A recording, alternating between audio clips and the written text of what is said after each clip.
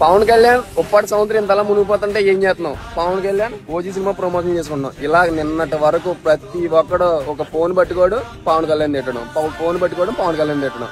ఎందుకంటే ఈ సముద్రం ఇలా పైకి వచ్చింది కదా. అదే ఈ రోజు ఇంత శరవేగంగా ఇక్కడ పనులు జరుగుతున్నాయి.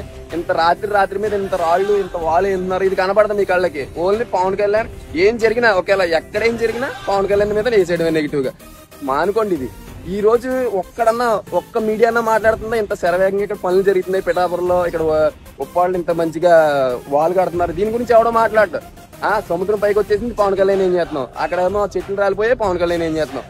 ప్రతి ఒక్కరికి ఇది ఒక అలవాటు అయిపోయింది. నేను పవన్ కళ్యాణ్ పెద్ద వీరాభిమాని ఏం కాదు, కానీ చేసిన మంచి పని ఎవరైనా చేసి ఒప్పుకోవాలి ఖచ్చితంగా. ఒక కష్టం విలువ తెలిసినోడే మరొక కష్టాన్ని తీర్చగలడు. సో ఆయన ఈ రోజు డిప్యూటీ సీఎం అయ్యాడంటే కారణం ఏంటంటే ఒక కష్టం విలువ తెలిసినోడు కాబట్టి ఇంత వేగంగా ఈ పనులన్నీ త్వరగా చేయించగలిగాడు. ఒక ప్రకృతి చేసిన విధ్వంసానికి కూడా పవన్ కళ్యాణ్ అంటే ఇది ఎంతవరకు న్యాయం నాకు అర్థం కాలేదు. జై హింద్.